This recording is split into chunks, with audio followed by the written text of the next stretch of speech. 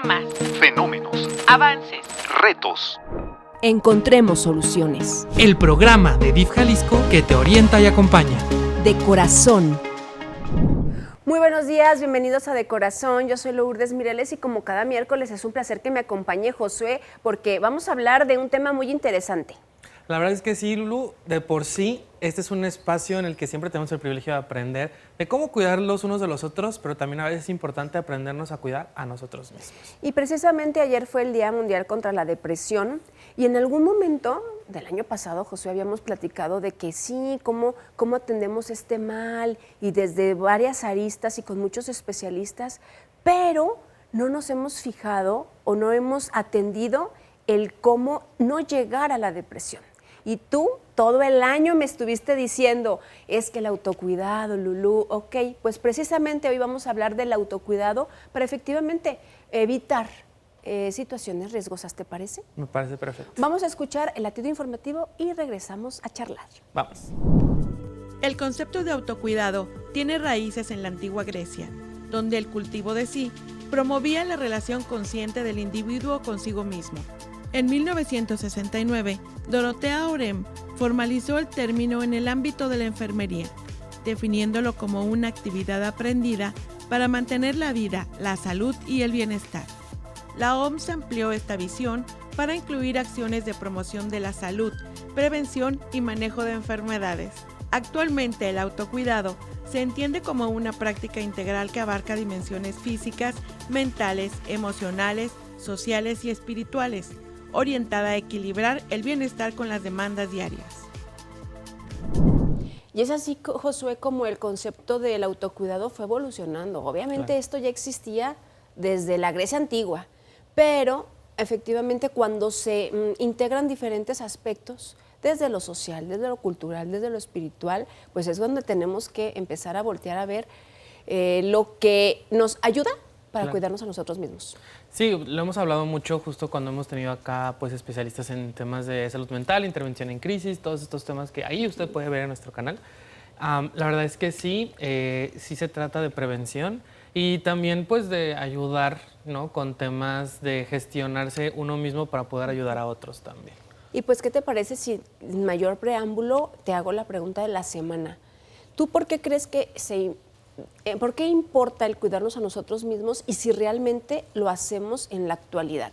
Okay. Piénsale poquito, 1, 2 y 3, corre tiempo.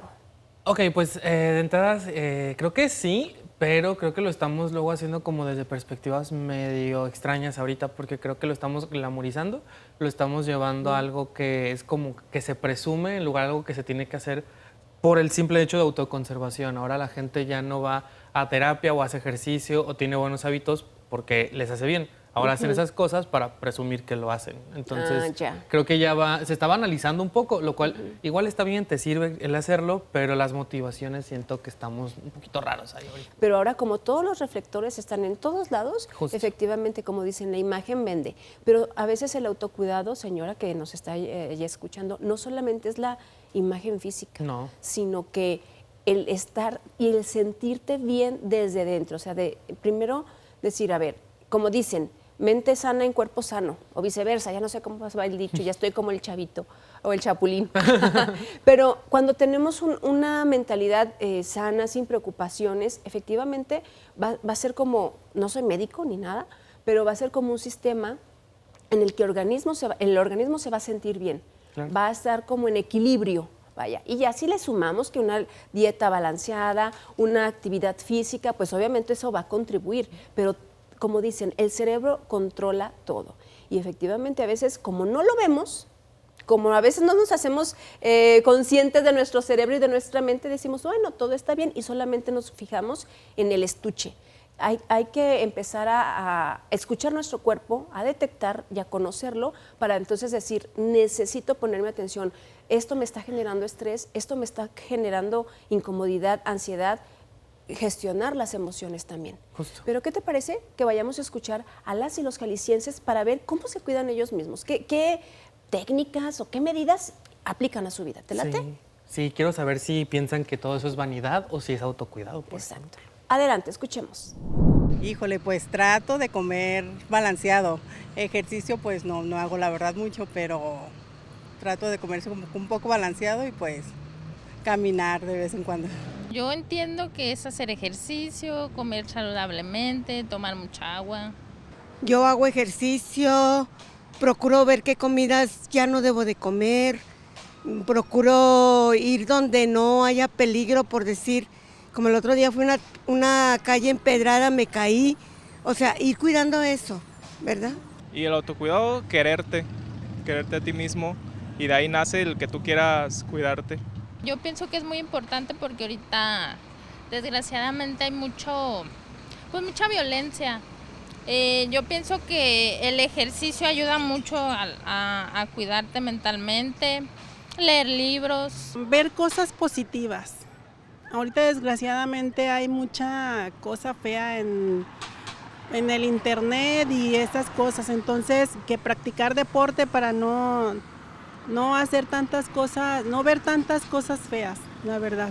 Híjole, el mental sobre todo, pues porque ahorita ya ves que todo te detona la depresión, la ansiedad, el estar también mucho tiempo en casa con los hijos, las tareas domésticas, pues la verdad sí te deteriora mucho y pues no es nada mejor que esté uno como con el autocuidado, pues mental y físico.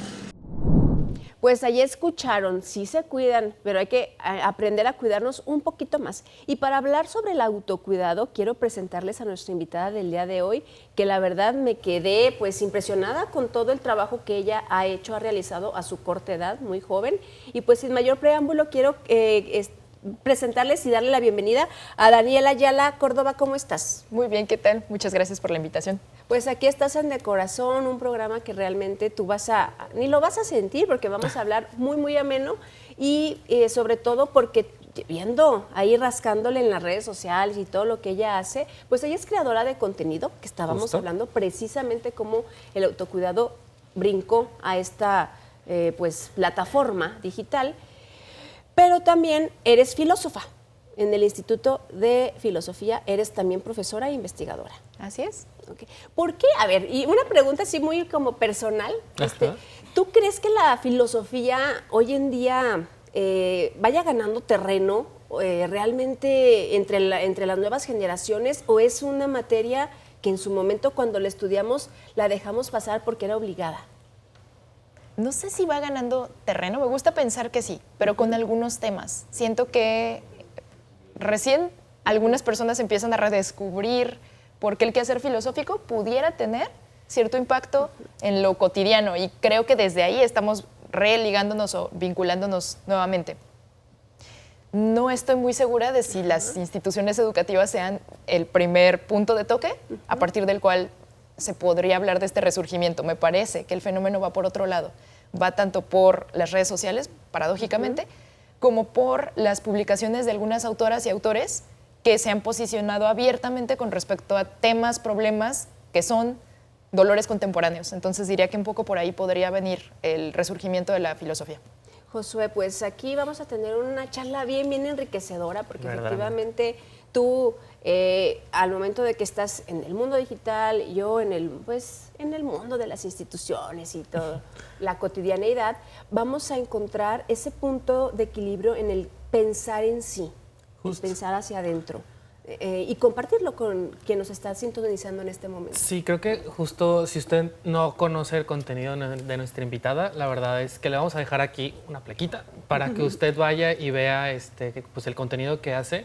Creo que acá lo que me parece muy valioso es que instituciones de cuidado de la salud mental y de prevención de crisis en general nos han dicho mucho que sí está bien hablar del manejo de crisis, que sí está bien hablar de la depresión, de la ansiedad, de los problemas de salud mental, de neurodivergencias, que está perfecto, pero que de lo que deberíamos hablar más es justo de el cómo cuidarnos, el cómo cuestionarnos las cosas, el cómo cuidar nuestra mente, cuestionarnos nuestro entorno. Y creo que el trabajo de Daniela aquí, la verdad, está muy bien aterrizado, está también, muy democratizado, porque si bien en las instituciones educativas, cuando tocan estos temas, nos hacen pensar que la filosofía, por ejemplo, es algo que ya sucedió y que ya no lo tenemos que volver a mover y no lo tenemos que volver a tocar. Y claro que no, o sea, la filosofía es algo que tiene que evolucionar junto con nosotros y lo ha hecho. Y aquí tenemos un ejemplo, o sea, el cómo hace ese contenido, el cómo aterriza estos temas.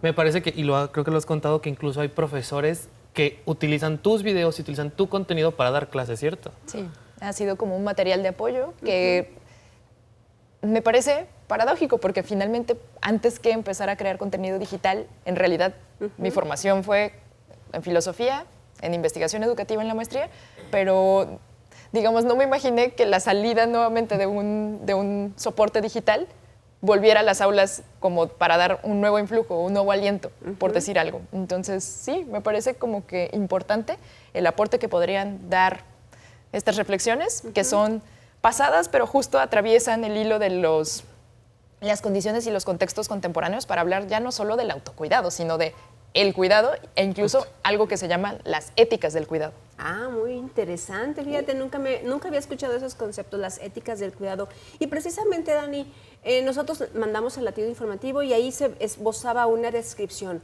Pero el autocuidado, ¿realmente qué implica en la práctica diaria?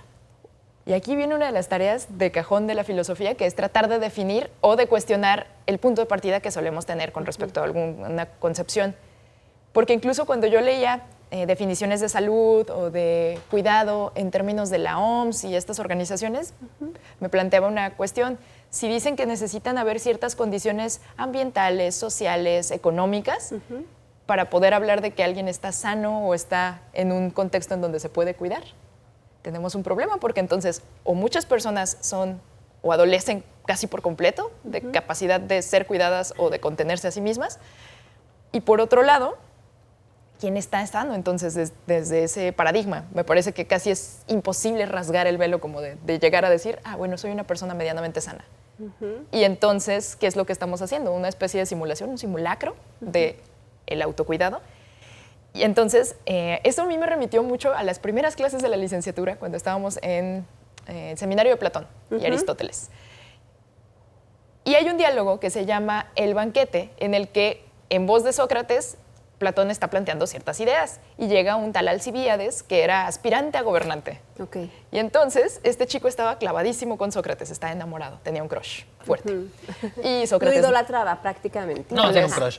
No le hacía caso. Entonces, pero Sócrates además lo cuestiona y le dice, para.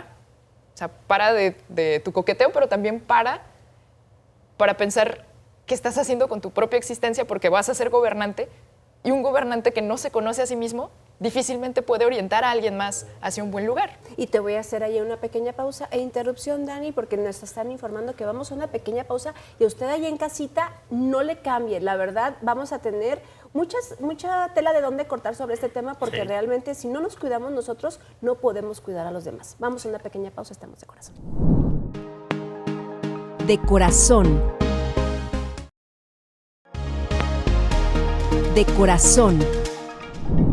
Ya regresamos aquí a De Corazón y nos quedamos con ese diálogo tan interesante que los personajes ilustres habían planteado en aquellos años, Dani, cuando un gobernante estaba pues próximo a tomar esa decisión. ¿Cuál era el eje central de la otra persona, que en este caso fue Sócrates? Sí, a ver. Bueno, en voz de Platón, es decir, Platón haciendo este bonito diálogo, este ejercicio de escribir como si fuera Sócrates, no era Sócrates, pero lo que nos plantea es una premisa importante del autocuidado en la antigüedad griega y en este planteamiento filosófico, que es, él le dice a Alcibíades, o sea, te tienes que sosegar y necesitas conocerte a ti mismo, porque difícilmente podrás gobernar a alguien si no puedes ni siquiera contenerte a ti mismo. Es decir, el principio del autocuidado en esta tónica nos lo proponen como se necesita un ejercicio de reflexión y de autoconocimiento. Y el autoconocimiento tampoco es una tarea sencilla, no bastaría con tomar un par de sesiones de terapia, ir a una clase de yoga o tal vez comer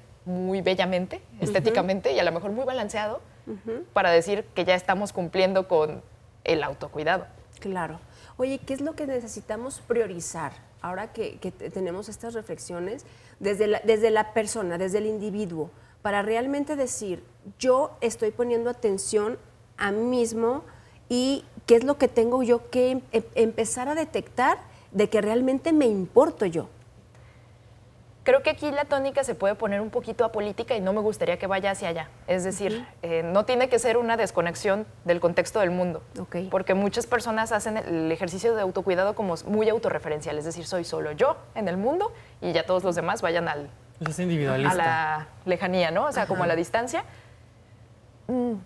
No, o sea, incluso en el contexto de Sócrates, si se fijan, lo que le está diciendo es, te tienes que cuidar no solo por ti, sino por tu polis, tu comunidad, la ciudad a la que vas a dirigir o a la que aspiras a dirigir o gobernar. Entonces, como que este proceso es de reconocimiento y ese autoconocimiento justo, o sea, que muchas personas hablan del autoconocimiento, pues ¿en qué consiste eso? En prestarte atención y en incomodarte con lo que estás viviendo, en saber quedarte en silencio de pronto con esas sensaciones y decir, bueno, ¿y de dónde vienen? Y hacia dónde van también. Es decir, ¿qué motiva esta sensación que a lo mejor puede ser malestar? Y ese malestar puede ser de muchos tipos. Puede ser un malestar físico, pero bien pudiera ser también un malestar o una incomodidad anímica. Es decir, mi palabra fue suficientemente valiosa en este espacio en el que voy a hablar, mi aportación a la familia es suficiente y la suficiencia, ¿cuál es el criterio por esa suficiencia? Si se fijan, es una reflexión profunda, honda y que yo diría también ampliamente incómoda. Claro. En el caso, por ejemplo, usted comentabas lo que menciona la OMS sobre qué cosas tiene que tener una persona para así decir que está cuidándose y que es sana y que esto ahora sí que funciona de cierta manera. Y acá hemos hablado mucho y yo traigo mucho este tema siempre acá a la mesa de que en realidad tenemos que tener una mente más hacia lo colectivo en los temas de cuidados. Tú, en tu experiencia, ¿cómo manejas estos temas? ¿Cómo crees que estamos actualmente? Porque mencionaste cosas de medio ambiente, de estrés, pero yo creo que estamos lo más estresados que hemos estado como humanidad. A comparación de 2-3 siglos atrás. Hacia atrás. O sea, y la verdad es que, creo que si seguimos un estándar es que para que una persona esté realmente cuidada tiene que estar tranquila, en un espacio sano, que es su ecosistema. Yo creo que nadie lo está logrando. Y me preocupa, ¿cómo le podría hacer una persona o cómo puede enfrentar una persona ese ambiente y ese ecosistema de estrés extremo en el que estamos? Y aquí es cuando creo que el auge de filosofías como el estoicismo se explican un poco. Y voy. El estoicismo fue un planteamiento filosófico helenístico que se asocia con los estilos de vida. Es decir, no nada más era una reflexión o una propuesta, no era una teoría, sino que era un modo de vivir.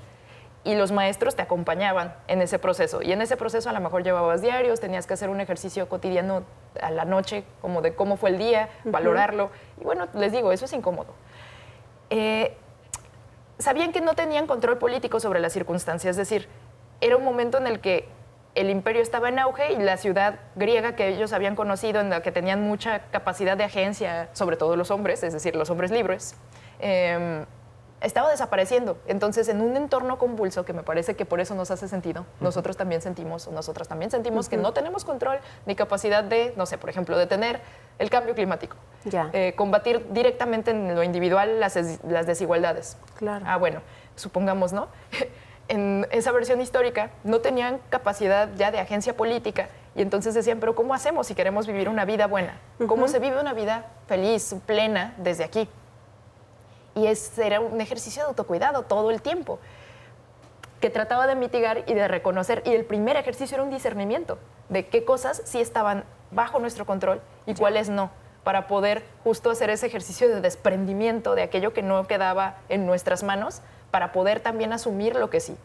Y asumir responsablemente lo que sí está en nuestras manos. Es precisamente como decir, hacer a un lado lo que no puedo incidir directamente para que no me genere quizá esa preocupación o ese estrés que pues es de gratis, ¿no? O sea, tratar de saber en qué lugar estamos situados para entonces decir, bueno, desde mi perspectiva, desde la posición que ocupo, ¿qué sí puedo hacer? ¿Qué no me tiene que afectar? ¿Qué me puede afectar? Y entonces, ¿cómo revertirlo? ¿Les parece? Vamos a conocer una persona adulta mayor que realmente, pues, desde muy joven, pues, empezó a escucharse, a autoconocerse. Y hoy es un referente porque ya en esta etapa de vida, él goza de toda esta, pues, de los beneficios que el autocuidado le ha aportado a la vida. Vayamos a escucharlos y regresamos. Yo me jubilé a los 55 años de edad. Yo soy ex profesor de la SEP y empecé a hacer mi primer carrera en mi cumpleaños número 60.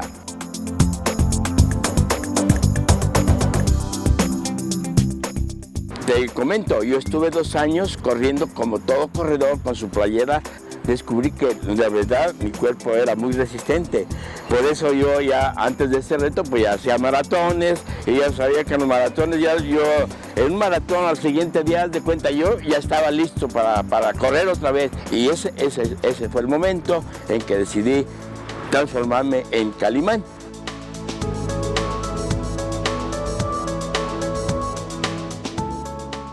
En 2015 hice mi primer reto, 124 kilómetros corrí.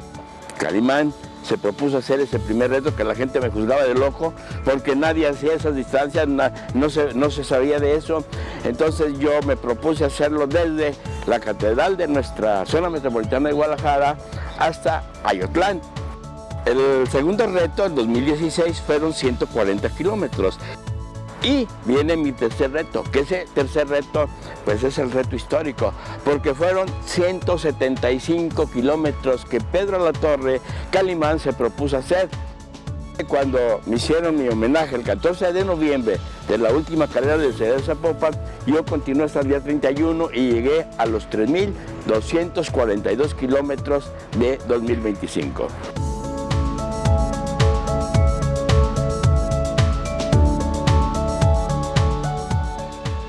El cuidado personal está en uno mismo. Nadie te va a cuidar. Tú tienes que cuidarte porque sabes los beneficios que tienes y lo que debes hacer para mantenerte. Porque tus huesos, tus músculos, tus nervios, tu mente misma es otra. Por eso, el ejercicio es la base de la felicidad. Es la base de la salud. Ejercicio y salud siempre caminan paralelamente.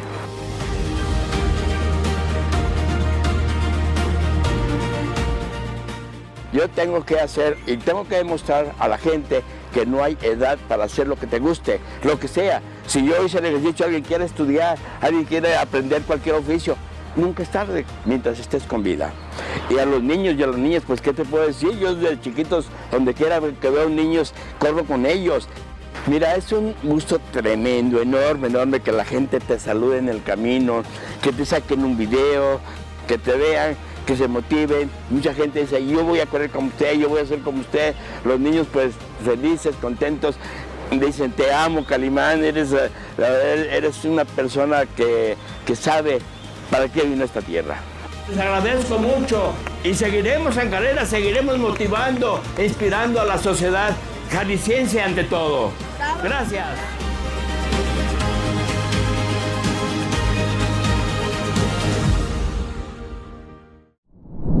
Pues ahí tienen una muy valiosa aportación para las nuevas generaciones, escuchar a las voces que tienen experiencia y sobre todo en el tema del autocuidado. Dani, ¿existe una relación entre lo que es el estrés cotidiano y la falta de autocuidado, que era lo que decíamos esto de los factores externos y lo que realmente me incide directo? Es que diría que sí de entrada, pero que incluso no hay una direccionalidad, es decir, no es como que primero viene el estrés y luego viene el autocuidado o viceversa. Ajá. O sea, por falta de autocuidado entonces viene el estrés. Más bien yo creo que cohabitan. El hecho de dejarnos afectar por la realidad es muy humano. No tendríamos como las características que tenemos, o sea, ser sintientes. Pues el sol, incluso el sol, si el sol particularmente hoy salió más fuerte, me puede irritar. Bueno, sí, hay que atemperarnos y hay que adecuarnos o adaptarnos. Es como una forma de relacionalidad. A mí por eso me gustan más las éticas del cuidado con respecto a estos planteamientos antiguos, que yo les veo la valía, pero en lo contemporáneo yo encuentro estas voces que son muy pertinentes, que nos hablan de esta forma de entender el cuidado. También es otra forma de entender el mundo, de entendernos en relacionalidad, interdependencia. Okay. Y también entendernos como seres vulnerables, porque eso también puede disminuir o mitigar un poquito el estrés. Es decir, pues claro, si el día de hoy me dan una mala noticia con respecto a algo que le pasó a un familiar, pues es esperable, es dado que yo me sienta mal, que me sienta afectada. No tendría que como extraer ese malestar, tendría que ver cómo asumirlo y qué me informa ese malestar con respecto a mi estado con otras personas en el mundo. Y a lo mejor también, como hacían los estoicos, valorar qué puedo hacer con eso. Ya. Quiero dejar en el aire, antes de irnos a una pausa, Josué, y también ahí tú vas a tener mucha participación. Hablabas de las éticas del cuidado, que como lo mencionas son como varios puntos, no sé si estoy en lo correcto. ¿Qué te parece si en el siguiente bloque las vamos como que desprendiendo y aterrizándola a la práctica diaria? ¿Les parece bien? Sí. ¿Ok? Pues vayamos a una pequeña pausa allá en casita, vayan por su cafecito, acompáñenos y tomen nota. Regresamos a De Corazón. De corazón. De corazón. Volvimos aquí a De Corazón por el 17.1, así que no le cambie de Jalisco TV porque estamos, ahora sí, vamos a desdoblar lo que es la ética o las éticas del cuidado. Cómo cuidarme, cómo cuidar a los demás y cómo cuidar a quien cuida. A ver, Dani, tú como filósofa y como creadora de contenido e incluso profesora hacia las nuevas generaciones, ¿cómo les podríamos explicar a todos los que nos sintonizan y a la sociedad en general qué son las éticas del cuidado? ¿Con qué se come esto, pues? Tendré que ser sucinta, pero espero que sea suficientemente claro. Han habido paradigmas éticos que nos atraviesan y que están inscritos incluso en nuestra cotidianidad. Es decir, el hecho de que nosotros no nos pasemos el alto, o bueno, normalmente no nos pasemos el alto, respetemos esas señales de tránsito, responde al ámbito de la legalidad. Es decir, hay normas, hay reglas que tendríamos que cumplir para poder convivir y son universales. Se asume, ¿no? Entonces, si se fijan, ahí hay un sujeto que se está dando por abstracto. Las éticas del cuidado nos dicen aguas. No toda la vida humana se cuece desde ese nivel abstracto. Lo correcto y lo incorrecto responde a situaciones y circunstancias. Es más contextual. Entonces, este es como un combate de ese ideal de lo bueno y lo malo como pulcros y como antagonistas perfectos. No, pues hay matices, porque las personas pueden estar en circunstancias muy diferentes. Es decir, es distinto que yo diga, bueno, no te debes pasar un alto bajo ningún término ni circunstancia, pero ¿qué tal si es un paciente como en situación grave de salud y necesita llegar al hospital? Diríamos que no se debe pasar el alto, la regla está ahí, fija. La ética del cuidado nos diría, no, espera, es que sí hay que atender a la circunstancia y a la situación de la persona. Se puede adaptar. Sí, con precaución, obviamente. Bueno, si la vida de la persona, perdón que me interrumpa, corre peligro, pues entonces ahí ya entra como el juicio o el criterio humano de decir, bueno, me lo puedo pasar no poniendo en riesgo mi integridad ni la del paciente. Sí, justo lo que mencionas, que me imagino que va por ahí, que el mundo no es blanco y negro, sino que nos tenemos que ir acomodando. Y este tema lo hemos tocado un montón de veces, te lo juro, con un montón de temas. Desde el registro civil, el tema de atención a personas migrantes, personas en situación de calle, siempre nos dicen, es que no hay una forma correcta de contestar a esto, ni hay una sola necesidad. O de abordarlo. Y no todos necesitan lo mismo y nos tenemos que ir acomodando. A mí se me hace muy, muy válido todo esto que estás mencionando ahora de las éticas del cuidado, porque en realidad nos dijeron, alguna vez nos han dicho que todos merecemos ser cuidados y todos tenemos el derecho de cuidar también. O sea, que es una cosa recíproca. Pero a mí también me parece muy interesante que justo hay un tema como un esfuerzo ya a nivel estatal de desfamiliarizar los cuidados. O sea, que los cuidados dejen de ser, y tú lo dijiste ahorita, de que obviamente una mamá soltera con un niño, pues no le puede pedir al niño, oye, tú también cuídame porque yo te estoy cuidando. Entonces, creo que como Estado, para allá va. O sea, sí hay muchas intenciones y muchas iniciativas desde las políticas públicas de desfamiliarizar los cuidados, de justo dejar que todos tengamos derecho de recibir cuidados. A mí me parece pues muy valioso todo este asunto de también velar por la integridad de las personas que cuidan, y creo que son el perfecto ejemplo de lo que decías, pues sí viene desde el feminismo, porque pues es un combate a los roles que creemos que están impuestos por algo abstracto más poderoso que nosotros, ¿no? Yo te tengo una pregunta. Tú, desde tu experiencia, ¿cuál crees que sean como los cuidados básicos que no tenemos que descuidar de nosotros mismos? Voy a volver un poco a la antigüedad. O sea, yo estoy haciendo un diálogo entre el pasado, el presente y el futuro. Claro, es que nunca lo pasado nos forja, ¿no? Sí. Y nos da para el progreso. Siento que un primer ejercicio va a ser siempre ese pilar del autoconocimiento. Es decir, yo tengo que reconocer en mí ciertas características, pero también aprender a escuchar ciertas necesidades. Y hay algunas para las cuales pues nacemos con ciertas carencias, ¿no? O sea, si nunca hemos conocido a lo mejor otros contextos en los cuales esas necesidades se vean satisfechas de manera plena y entonces la primera vez que de pronto, no sé, uno descubre, bueno, yo descubrí el plato del bien comer ahora en formato vegetariano, para mí fue muy revelador y dije, bueno, esto replantea cómo tengo que comer, cómo necesito comer para estar de mejor forma, ¿no?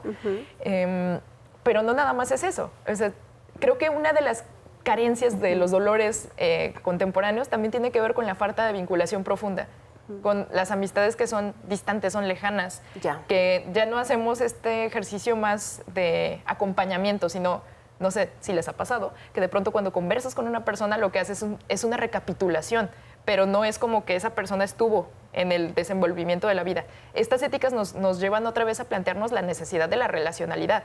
Entonces es muy indispensable. Yo creo que sería un pilar, porque además nos conocemos en esa interacción o ese contacto con las otras y los otros.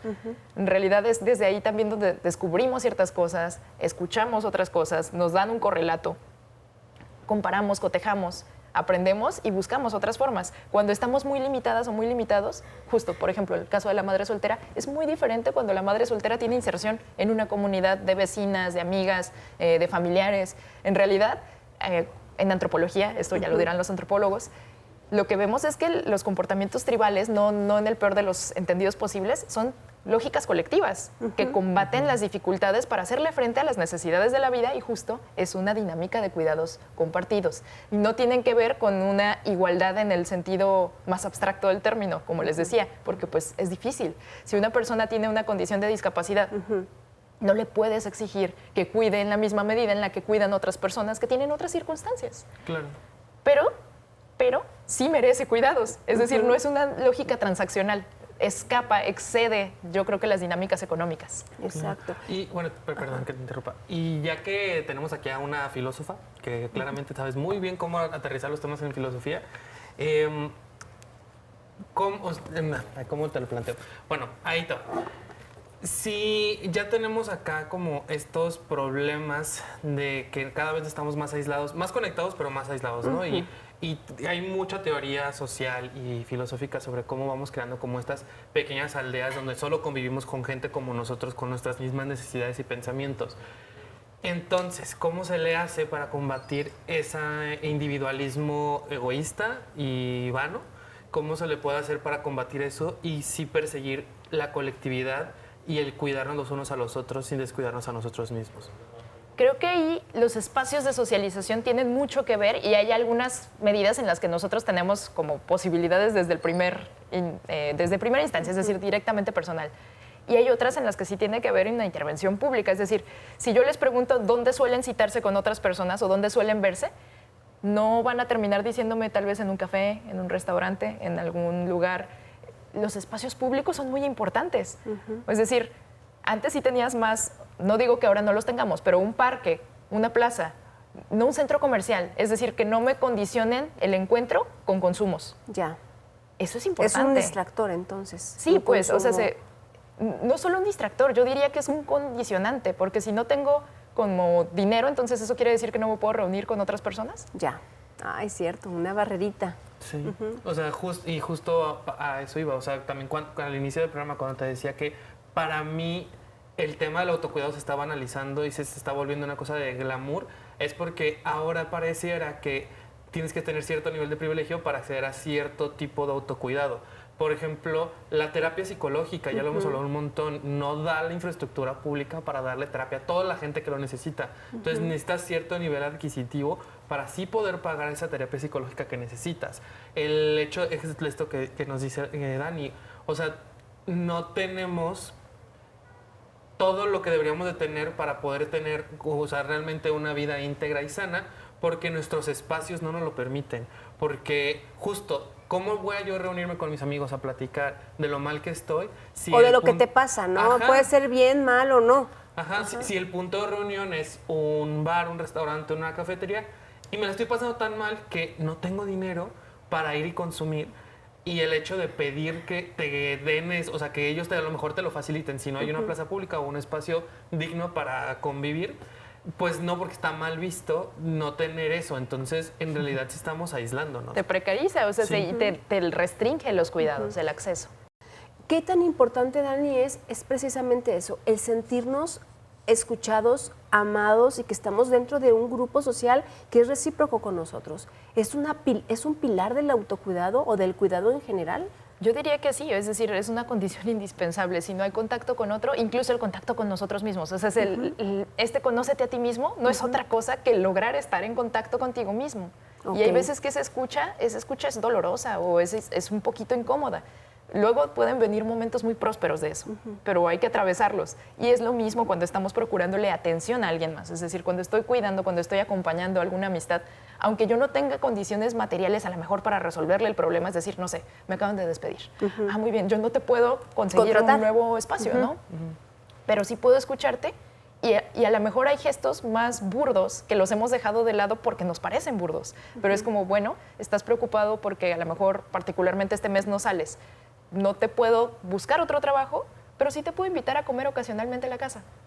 Y eso es un comportamiento que sostiene y que nos permite como tener un respiro y decir, bueno, desde este respiro que a lo mejor es una sopita compartida y que me escuches, encontramos alternativas o por lo menos me siento suficientemente acogido en este mundo como para decir, vale la pena seguir luchando por buscar otras alternativas y vías y construirlas a lo mejor con otras personas. Perfecto, pues muy interesante. ¿Y qué creen? Les tengo una mala. Ya vamos a entrar a la recta final del programa. A usted no le cambia ya en casita porque vamos a aterrizar el cómo, todo lo que hemos estado platicando, que ya son muchas ideas que necesitamos hacerlo práctico. Entonces, aquí en De Corazón, en un momento más, vamos a regresar para que pueda compartir este conocimiento. De Corazón. De Corazón. Pues ya regresamos a De Corazón hablando del autocuidado y efectivamente desde que nosotros nos concebimos en un ser que debemos conocernos, platícanos, Dani, ¿qué papel juega? Ya hablábamos de que el ser humano es un ser social, necesita sentirse acompañado y pues estar en correlación con los demás y su entorno. ¿Qué papel juegan las instituciones en este pues modelo de cuidado ideal colectivo? Esa corresponsabilidad que se tiene.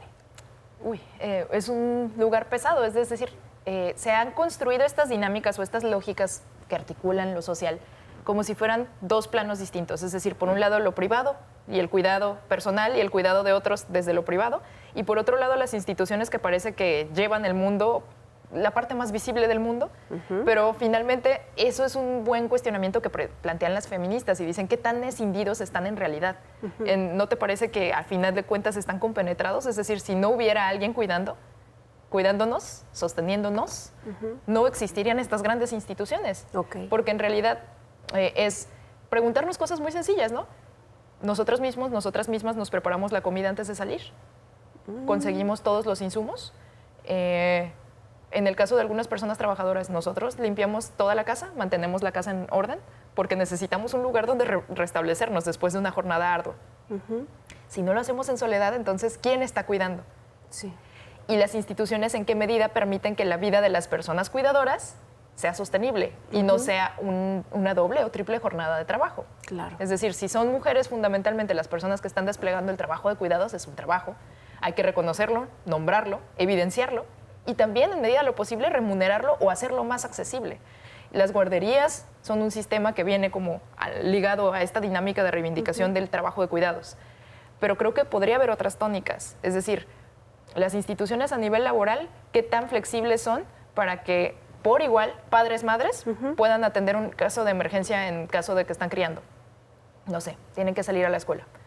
¿A quién le van a dar el permiso? Si se lo concretan normalmente solo a las mujeres, las vulnerabilizan en términos del trabajo que pueden acceder, porque bueno, van a decir, bueno, es que es más probable que ella se salga. Entonces no va a tener una perspectiva profesional muy halagueña y es porque cuida, es decir, se le está castigando por cuidar. Y además se le está dando una tónica de género, es decir, quien tiene que cuidar es la madre, o sea, el papá no se va a salir de la junta.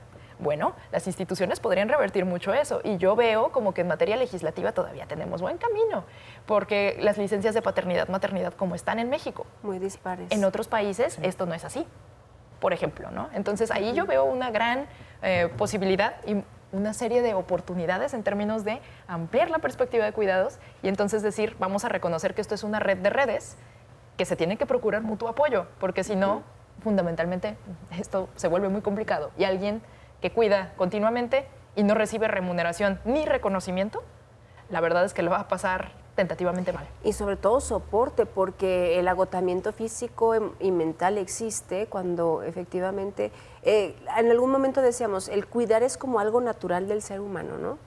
Porque pues fuimos cuidados desde pequeños y pues obviamente mientras te vas relacionando socialmente, pues a lo mejor te toca cuidar a alguien de tu familia, particularmente cuando se enferma, pero se viene un gran reto, Dani, porque pues en algunos años, en el 2050, si mal no recuerdo las estimaciones, de que se va a invertir la pirámide poblacional, donde va a haber más personas adultas mayores y efectivamente es otro ámbito u otra rama del cuidado que exige muchísima profesionalización y sobre todo conciencia colectiva, porque una persona adulta mayor que requiera de un cuidador pues necesita pues prácticamente el respaldo de todo un sistema institucional bien fortalecido y no solamente la buena voluntad del vecino o del familiar. Así es, o sea, por ejemplo, las instituciones de salud, ¿con qué calidez pueden o con qué trato pueden atender a una persona?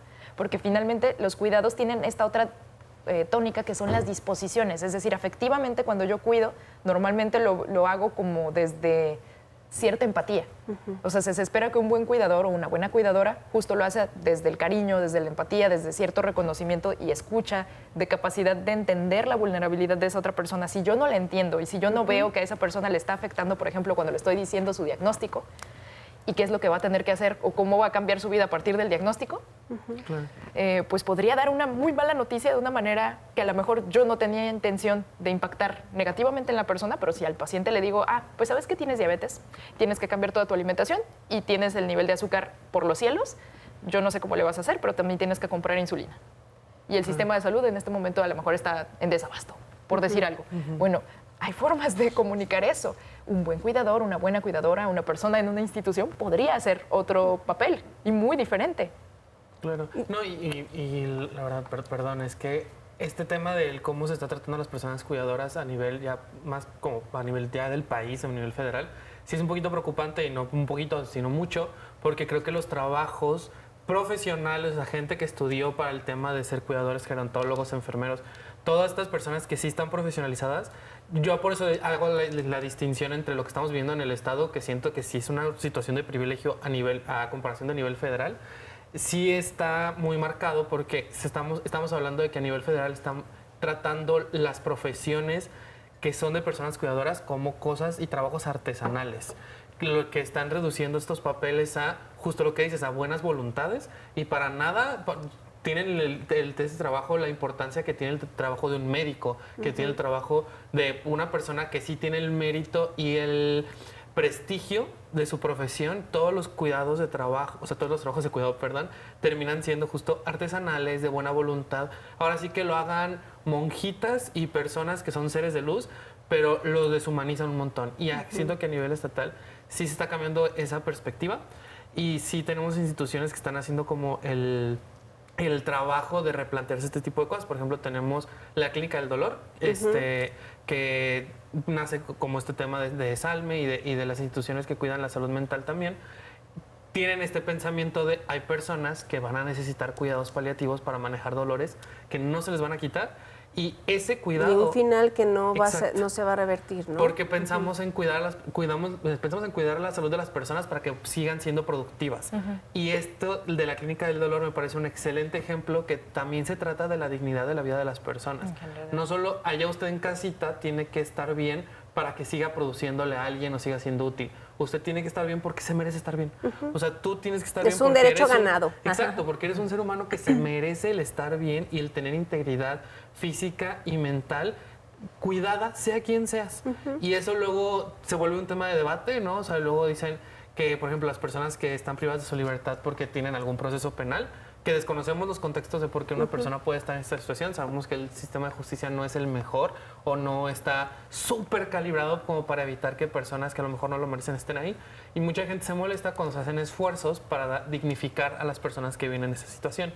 Y se les olvida que siguen siendo personas y se les olvida que a uno no nos gustaría que alguien a quien sí tenemos apego emocional termine en una situación así precarizada y en condiciones inhumanas por una situación que a lo mejor ni siquiera se merece. Y de alguna manera, comentas el error que comentas, igual nadie se merece vivir en situaciones inhumanas. Infrahumanas, como dicen. Efectivamente, la dignidad creo que es un concepto que tendría que ir de la mano a la par del autocuidado, ¿no? Que seguro está lo de las éticas del cuidado, ¿verdad? Que sí, claro. Y el autocuidado, Dani, quisiera que me dijeras así, no sé, es que yo soy como muy estadística, muy de números, de lo que yo como persona debo nunca dejar de ver hacia mí para decir, me estoy cuidando como me merezco. Que en sí, ¿qué le tengo que poner atención a Lulú, a mí misma, a mi cuerpo, a mi mente? O sea, ¿cómo tengo que pues con tu rutina de trabajo, con tu rutina de estudio quizá, que no debemos de perder de vista para que el cuidado sea óptimo y no depender después de un aparato de instituciones, pues? Creo que, bueno, la interdependencia es un mal, yo diría un mal, no creo que sea un mal, es una condición, es una situación real. Necesitamos todo el tiempo, necesitamos ese reconocimiento de cuando estamos en una situación de mayor vulnerabilidad y cuando no. Es decir, a lo mejor en algún punto de la vida soy una adulta funcional, muy fuerte, muy fornida, que ha comido súper bien, me está yendo increíble, muy bien, en ese momento probablemente no necesita tanto apoyo, pero eventualmente voy a envejecer y el envejecimiento me va a volver a poner en las manos de alguien más, o sea, de interdependencia. Bueno, reconocer cuándo es ese momento de mayor autonomía, mayor suficiencia, capacidad de pedir ayuda. Porque bueno, esa es una. Creo que otra, y eso es una lección que a mí se me hace bellísima de estas éticas, es reconocimiento de que somos cuerpo, porque nos gusta pensarnos como entidades ahí medio que van por la vida y dices, tengo un malestar, no voy a entender, no voy a escuchar, no voy a alertarme con el malestar. No, es que, a ver, el malestar y el cuerpo te están informando sobre tu situación y qué podrías hacer con respecto a eso. Si yo ya llevo, no sé, 3 horas en silla y empiezo a sentir como que la lumbar ya está haciendo las suyas, ¿por qué me espero? ¿Y por qué soporto el dolor en lugar de hacer algo con respecto al dolor o al malestar?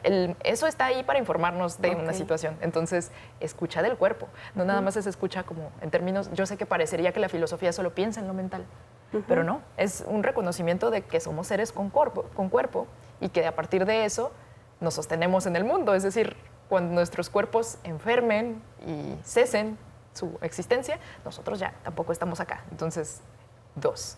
¿Y la última cuál sería? La última, no nos cuidamos en soledad.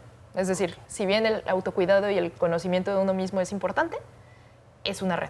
Entonces, hay que cuidar los lazos que tenemos con otras personas y si no los tenemos en este momento muy presentes, hay que empezar a trabajar en ellos. Yo sé que parece que es una talacha adicional, pero es formidable en el sentido de que es próspera, no es un trabajo que quede en vano, sino que en algún momento también nos retroalimenta y nos permite sostenernos en el cuidado. Pues ahí escuchó. Muchísimas gracias, Dani. De verdad fue una plática muy veloz, pero muy, muy enriquecedora, Josué. Un gran ejercicio de reflexión, la verdad. De introspección y sobre todo de compartir. Sí. Y pues allá en casita yo y Josué los esperamos el siguiente miércoles. Recuerden, este inicio de año ha sido fenomenal y esperamos que todos sus propósitos, también del autocuidado, vayan ahí con puras palomitas, no dejar nada para después. Esto fue De Corazón. María Nieves Moreno Jacobo, Zapotiltic. En El Rincón, municipio de Zapotiltic, una niña llamada María Nieves soñó con ser maestra y lo logró con esfuerzo, obteniendo incluso una maestría en educación. Su amor por la enseñanza va de la mano con su pasión por la lectura y el arte. Impulsó la creación de la Biblioteca Pública José Vasconcelos Calderón y fundó la sala de lectura La Alegría de Compartir. María Nieves es integrante de Senderos de Lectura, Lectores por Jalisco, un grupo de mediadores del Programa Nacional de Salas de Lectura que lleva talleres a diversos municipios. Hoy combina el voluntariado, la literatura y la pintura con la preservación de la memoria histórica de su comunidad. Autora de Huellas en el Rincón y fundadora del Museo de la Memoria, donde exhibe fotografías y piezas que mantienen viva la identidad de su pueblo.